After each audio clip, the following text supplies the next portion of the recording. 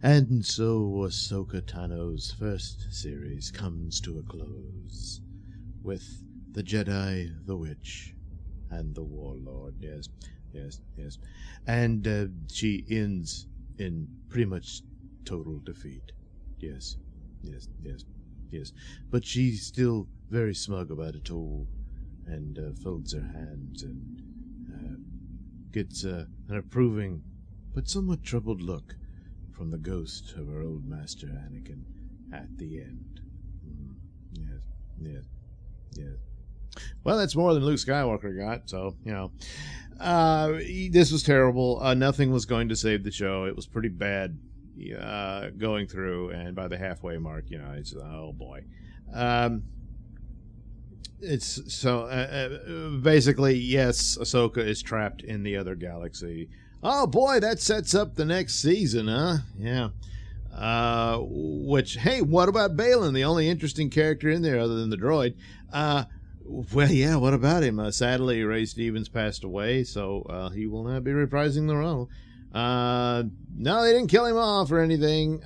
He's wandering around, standing around these giant statues. I wonder what that means. Well, got to tune in for the next season when, I don't know, they'll have to recast him, I guess. Meanwhile, his sidekick, well, she's going to join the Nomads. So she'll probably do what they should have had set up for Ezra. You know, she'll become the leader of the Nomads, and then they become her little army fighting against Ahsoka and Sabine. Yeah. At the last minute, I thought that Sabine seemed to be disturbed by something and didn't quite know what it was. And Ahsoka says, "What is it?" "I don't know. I guess shadows in the stars." And then Ahsoka looks on and realizes, oh, it's Anakin. But I thought it might have been she was noticing shadows in the sky, that the whales had returned. No, there you go. That's how you get back home. You know, but nah, just going to leave it like that. So anyway, you know, the whole story is they're chasing after Thrawn, trying to keep him from leaving. And then they fight, all with still the same bad choreography. You know, some scenes just not as bad, but that's about as good as it gets. And then the witches turn the dead troopers into zombie troopers, and but the rules still apply for zombies here in another galaxy far, far away, as they do in The Walking Dead. Once you destroy the brain, they're permanently dead. So same thing applies. Lightsaber the head, chop it off, whatever, and then you're good. So and that's how that unfolds. Finally, Sabine gets to control the Force. Oh boy, shocking, huh?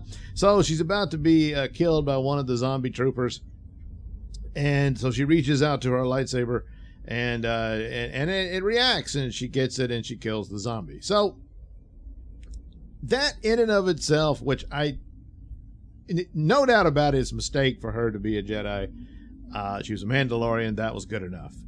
And if she's any good at it, she should have been able to get herself out of the situation by being a skilled Mandalorian. Stormtroopers, even Walking Dead ones, wouldn't be that big of a challenge for a Mandalorian. But whatever, everybody uses the Force, so I don't know, why can't the Stormtroopers use the Force? So, okay, fine, and she manages to get her lightsaber. Well, by the time her and Ezra have defeated the zombie troops, the Thrawn's ship is on the move and leaving, and it's too big of a gap for them to jump to it. But if you use the Force, you can make it, you know. So Ezra makes a running jump, a go at it, and Sabine says, "Don't worry, I'll give you a final boost." And she does. So essentially helping Ezra fly to Thrawn's ship, which works. The idea that he would trust in her to be able to do this, he said, "Well, I just made my lightsaber jump into my hand." Good enough. So he gets on the ship. She's about to try it herself, but no one's there to boost her, so pretty stupid anyway. But don't worry, she decides not to do it in the end, because here comes Ahsoka still fighting, you know, dead troopers. And so she joins in on that. Morgan shows up, and of course, like I said, Ahsoka makes short work of her, really. And Ezra's on the ship, and they're taking off, and he takes out a stormtrooper and then drags him away, and you think, he's gonna put on that stormtrooper armor and infiltrate Thrawn's crew.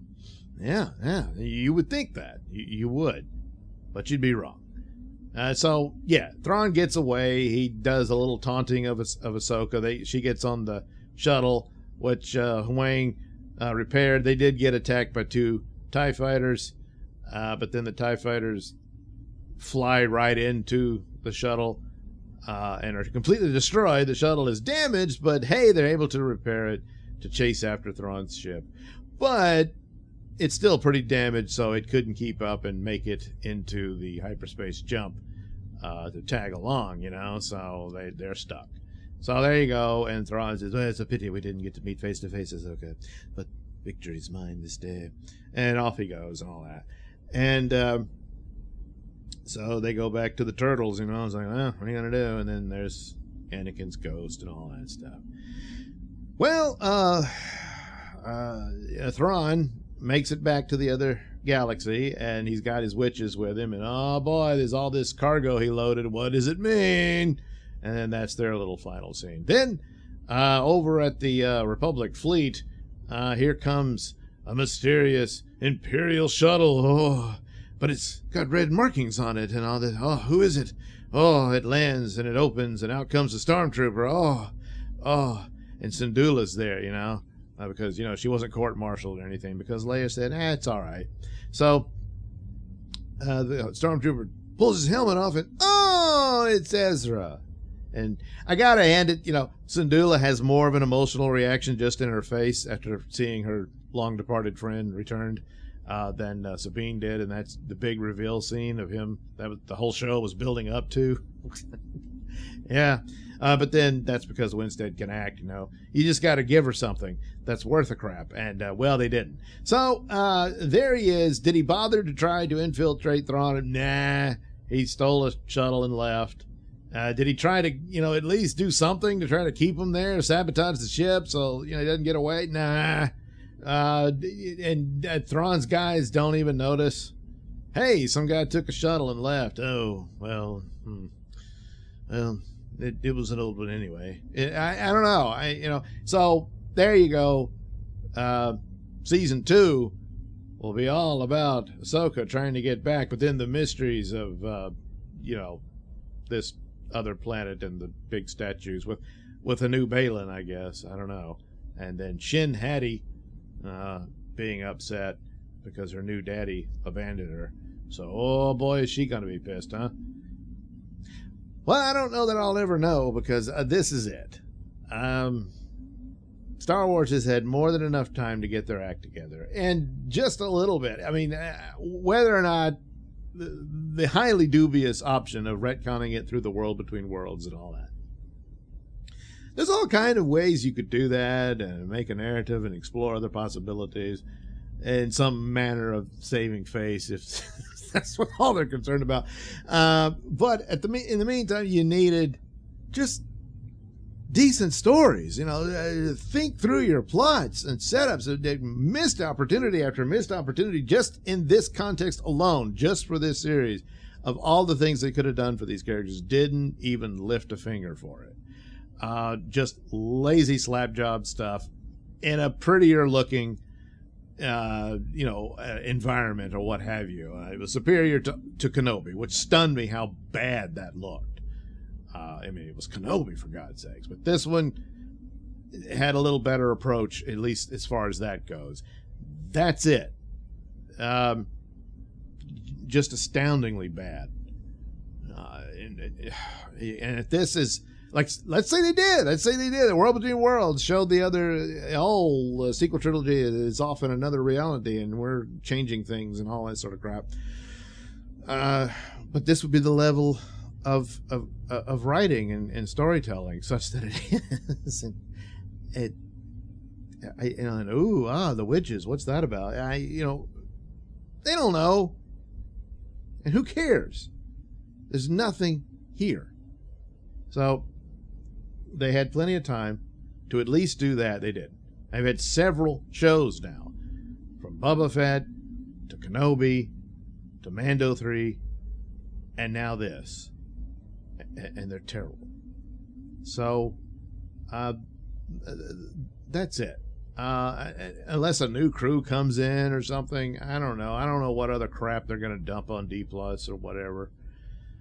What they're supposed to be doing, these other movies. I have no interest in it at this point. Down the road, and I hear, you know what, they really turned the page, it's actually getting good or something. And it would do a lot of convincing for me to give it a shot. But at this point, it's past time to move on. And there's people always suggesting other shows and stuff and films I never saw. And yeah, I need to do that, but here I am wasting time on this. Well, it's time to free up time. So I don't like it. I wish that there was something. I said, you know what? This they're doing here is actually pretty clever. That never happened. Star Wars committed suicide, and then they got a reprieve. An incredible second chance that I would not have believed possible, and then they immediately sabotaged it. And since then, I thought, well, maybe they could do it again. No. And it's too long. It's been too long, and there's always a clock ticking, and it ran out. As far as I'm concerned, if you enjoyed it and you genuinely enjoyed it, some of these people saying it's great. Other people, I think they generally do. Some people are caught up in from the cartoons. They get some sort of payoff from seeing their live action versions of the characters they loved from the cartoons and stuff like that. And I guess that could go a long way for some. So good for you, but nowhere near good enough for me.